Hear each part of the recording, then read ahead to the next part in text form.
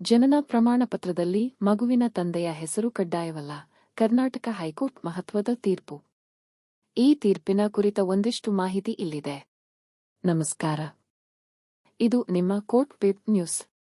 Live in ರಿಲೇಷನ್ನಲ್ಲಿ ಜನಿಸಿದ ಮಗುವಿನ ಜನನ ಪ್ರಮಾಣ ಪತ್ರದಲ್ಲಿ ತಂದೆಯ ಹೆಸರು ಅಳಿಸಿದರೆ ಕಾನೂನುಬದ್ಧ ಹಕ್ಕುಗಳ ಮೇಲೆ ಯಾವುದೇ ಪರಿಣಾಮ ಬೀರದು ಎಂದು ಕರ್ನಾಟಕ ಹೈಕೋರ್ಟ್ ಮಹತ್ವದ ತೀರ್ಪು ನೀಡಿದೆ. ಕರ್ನಾಟಕ ಹೈಕೋರ್ಟ್ನ ನ್ಯಾಯಮೂರ್ತಿ ಸೂರಜ್ ಗೋವಿಂದ ರಾಜ್ ಅವರಿದ್ದ ಏಕಸದಸ್ಯ ನ್ಯಾಯಪೀಠ ಈ ತೀರ್ಪು ನೀಡಿದೆ. ಜನನ ಪ್ರಮಾಣಪತ್ರದಲ್ಲಿ ಉಪನಾಮ ಬದಲಾವಣೆಗೆ ಸಲ್ಲಿಸಿದ್ದ ಮನವಿಯಲ್ಲಿ ಕಾರಣ ನೀಡದೆ ತಿರಸ್ಕರಿಸಿದ ಜನನ ಮತ್ತು ಮರಣ ನೋಂದಣಾಧಿಕಾರಿಗಳ ಕ್ರಮ ಪ್ರಶ್ನಿಸಿ ಮಗುವಿನ ತಾಯಿ ಸಲ್ಲಿಸಿದ್ದ ಅರ್ಜಿಯನ್ನು ವಿಚಾರಣೆ ನಡೆಸಿದ ನ್ಯಾಯಪೀಠ ಈ ತೀರ್ಪು ನೀಡಿದೆ. ಮಗುವಿಗೆ ತಂದೆಯ ಉಪನಾಮ ಕಡ್ಡಾಯವಲ್ಲ ಎಂದು ಹೇಳಿರುವ ನ್ಯಾಯಪೀಠ, ತಾಯಿ ಏಕೈಕ ಆರೈಕೆದಾರರು ಮತ್ತು ನೈಸರ್ಗಿಕ ಪೋಷಕರಾಗಿದ್ದರೆ ವಾಸ್ತವವಾಗಿ ತಾಯಿ ವಂಶಾವಳಿಯನ್ನು ಮಗುವಿನ ಉಪನಾಮದ ಗುರುತು ಎಂದು ಗುರುತಿಸುವಲ್ಲಿ ಯಾವುದೇ ಸಂವಿಧಾನಿಕ ಅಡಚಣೆ ಇಲ್ಲ ಎಂದು ಸ್ಪಷ್ಟಪಡಿಸಿದೆ.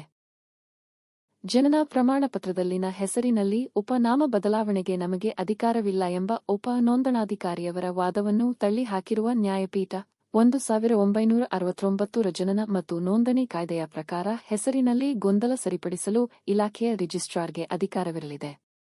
ಅದರಂತೆ ಹೆಸರಿನಲ್ಲಿ ದೋಷಗಳನ್ನು ಮಾತ್ರವಲ್ಲದೆ ವಿಷಯ ವಸ್ತುವನ್ನು ಸರಿಪಡಿಸಬಹುದಾಗಿದೆ ಎಂದು ಪೀಠ ಹೇಳಿದೆ.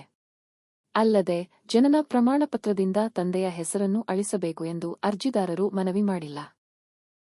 ತಂದೆಗೆ ಸಂಬಂಧಿಸಿದ ನಮೂನೆಯಲ್ಲಿ ಜೈವಿಕ ತಂದೆಯ ಹೆಸರಿನ ಜೊತೆಗೆ ತಾಯಿಯ ಕುಟುಂಬದ ಹೆಸರನ್ನು ಸೇರಿಸಿ ಮಗುವಿನ ಉಪನಾಮಕ್ಕೆ ಮಾತ್ರ ಬದಲಾವಣೆ ಕೋರಿದ್ದಾರೆ ಎಂದು ಪೀಠ ಹೇಳಿದೆ. ಮಗುವಿನ ಉಪನಾಮ ಬದಲಾಯಿಸುವುದರಿಂದ ಆನುವಂಶಿಕತೆ, ಉತ್ತರಾಧಿಕಾರ ಮತ್ತು ನಿರ್ವಹಣೆಯ ಹಕ್ಕುಗಳು ಸೇರಿ ಪ್ರಸ್ತುತ ಜಾರಿಯಲ್ಲಿ ಇರುವ ಯಾವುದೇ ಕಾನೂನಿನ ಅಡಿ ಮಗುವಿನ ಜೈವಿಕ ತಂದೆಯಿಂದ ಇರಬಹುದಾದ ಹಕ್ಕುಗಳನ್ನು ಕಸಿದುಕೊಳ್ಳಲಾಗುವುದಿಲ್ಲ ಎಂದು ನ್ಯಾಯಪೀಠ ಸ್ಪಷ್ಟಪಡಿಸಿದೆ. ಅರ್ಜಿದಾರ ಮಹಿಳೆ ನೇಪಾಳ ಮೂಲದ ಪುರುಷನೊಂದಿಗೆ ಲಿವ್ ಇನ್ ರಿಲೇಷನ್ ಹೊಂದಿದ್ದರು. ಪರಿಣಾಮ ಅವರಿಗೆ 2017ರಲ್ಲಿ ಬೆಂಗಳೂರಿನ ಕೆ.ಸಿ. ಜನರಲ್ ಆಸ್ಪತ್ರೆಯಲ್ಲಿ ಮಗು ಜನಿಸಿತು. ಮಗು ಜನನದ ಬಳಿಕ ತಂದೆ, ಮಹಿಳೆ ಮತ್ತು ಮಗುವಿನಿಂದ ದೂರ ನೆಲೆಸಿದ್ದರು.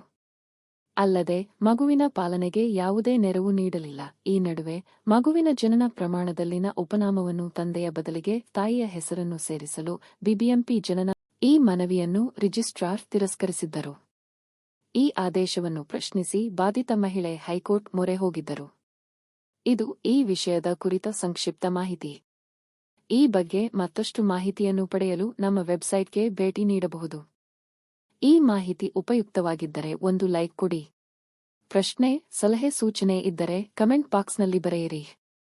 ನಿಮ್ಮ ಸಹಕಾರ, ಪ್ರೋತ್ಸಾಹ